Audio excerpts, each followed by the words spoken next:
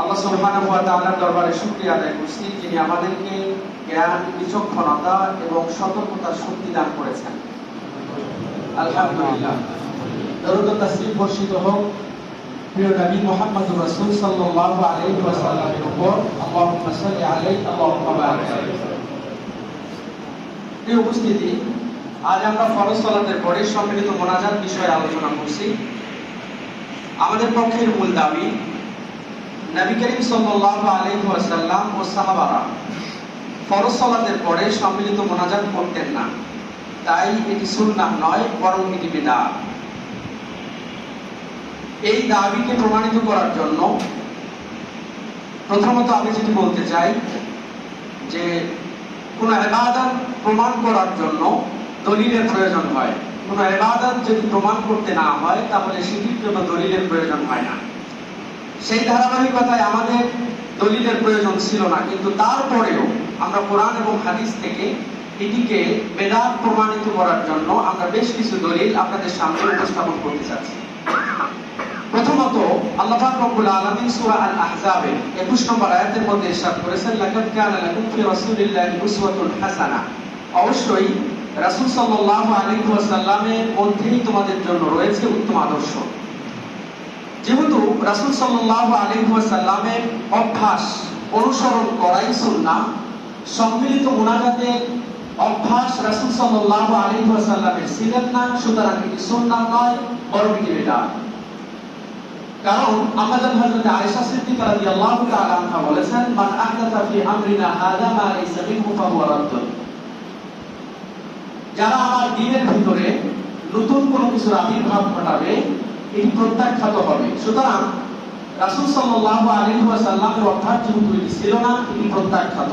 সেটি যারাই করবে এটি প্রত্যাখ্যাত হবে এবং বেদাত হিসাবে গণ্য হবে।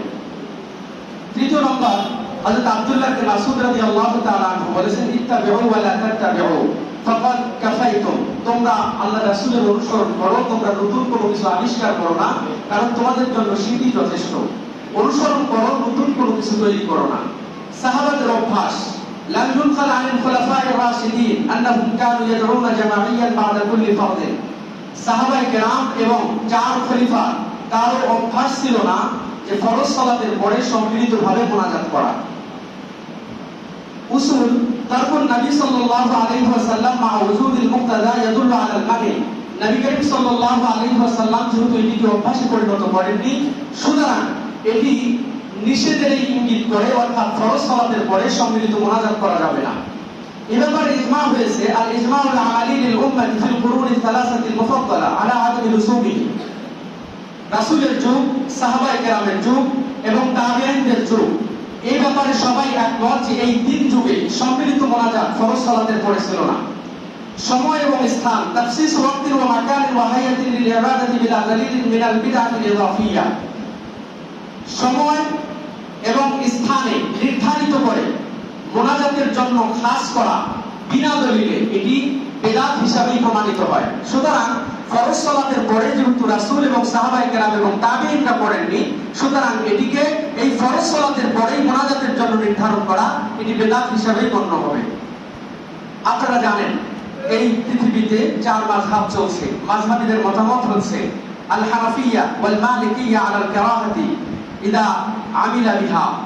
এই বিষয়টার উপরে, ফরজ সালাতের উপরে, ফরজ সালাতের পরে যখন সম্মিলিত মোনাজাত করা হবে এটি বেদাত হিসেবে গণ্য হবে। হানাফি এবং মালিকি উলামায়ে কেরামগণ ফতোয়া দিয়েছেন।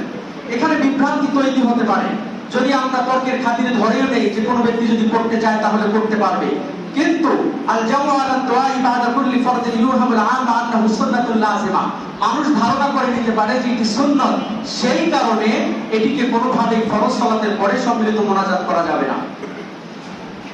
প্রিয় উপস্থিতি, এরপরে আমি জগৎ বিখ্যাত কিছু উলামায়ে কেরামদের মতামত আপনাদের সামনে উপস্থাপন করতে চাচ্ছি, যেনারা প্রমাণ করেছেন, যেনারা মত দিয়েছেন যে কোনোভাবেই ফরজ সালাতের পরে সম্মিলিত মোনাজাত করা যাবে না।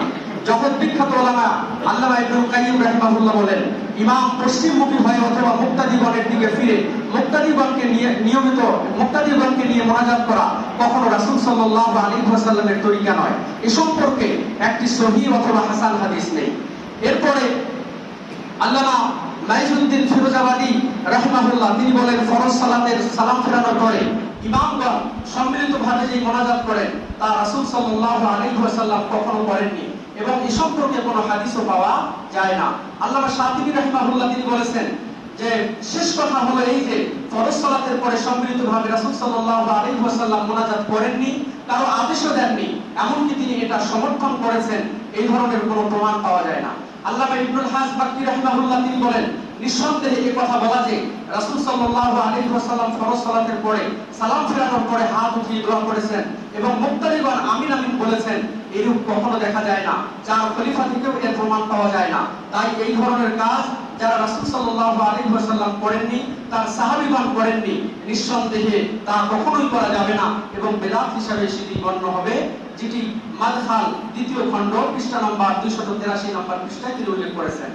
এই পৃথিবীর হানাফিদের জগৎ বিখ্যাত আলেম মাওলানা আশরাফ আলী থানভী রাহিমাহুল্লাহ তিনি বলেন ফরজ সালাতের পরে ইমাম সাহেব দোয়া করবেন এবং মুক্তাদিগণ আমিন আমিন বলবেন। এ সম্পর্কে ইমাম আরাফা এবং ইমাম কারবাহিনী বলেন এই দোয়াকে সুন্নাত অথবা যারা মুস্তাহাব মনে করবে এটা নাজায়েজ হিসাবে সাব্যস্ত হবে। এই বাংলাদেশের আলেম পাকিস্তানের বিখ্যাত মুফতি শফি রাহিমাহুল্লাহ বলেন বর্তমানে অনেক মসজিদের ইমামদের অভ্যাস হয়ে গেছে যে কিছু আরবি দোয়া মুখস্থ করে নিয়ে সালাত শেষ করে হাত উঠিয়ে ওই মুখস্থ দোয়াগুলো পড়েন, কিন্তু যাচাই করে দেখলে দেখা যাবে এই দোয়াগুলো সারমর্ম তাদের অনেকেই বলতে পারে না। আর ইমামগণ বলতে পারলেও এটা নিশ্চিত যে অনেক মুক্তাদি সমস্ত দোয়ার অর্থ মুখেও বোঝে না, কিন্তু না জেনে না বুঝে আমিন আমিন বলা এটার তো কোনো প্রমাণও নেই। এবং এই সমস্ত তামাশা যেটি রাসূল সাল্লাল্লাহু আলাইহি ওয়াসাল্লাম করেননি, এই তামাশা অচিরেই বন্ধ করতে হবে। তিনি আরো বলেন রাসূল সাল্লাল্লাহু আলাইহি ওয়াসাল্লাম এবং সাহাবায়ে কেরাম এবং তাবেঈন এজাম হতে এই শরীয়তের চার মাযহাবের ইমামগণ হতে সালাতের পরে এই ধরনের কোনো মুনাজাত পাওয়া যায় না। সারমর্ম কথা হচ্ছে যে কোরআন এবং হাদিস এবং পাশাপাশি জগৎ বিখ্যাত উলামায়ে কেরামদের বক্তব্য হচ্ছে যে সহিহ সুন্নাহ ভিত্তিক ফরজ সালাতের পরে সম্মিলিত মুনাজাত ইসলাম সাপোর্ট করে না। যেই বিষয়গুলো কিছু দুর্বল এবং কিছু মওযু হাদিসে বর্ণিত হয়েছে সেই বিষয়গুলোর মাধ্যমে দলিল দেওয়া এবং জনগণকে ধোঁকা দেওয়া পায়তারা করা থেকে বিরত থাকতে হবে। আশা করছি আপনাদের সামনে বিষয়টা স্পষ্ট হবে ইনশাআল্লাহ। আল্লাহ আমাদের সকলকে বোঝার তৌফিক দান করুন। আল্লাহুম্মা আমিন। আসসালামু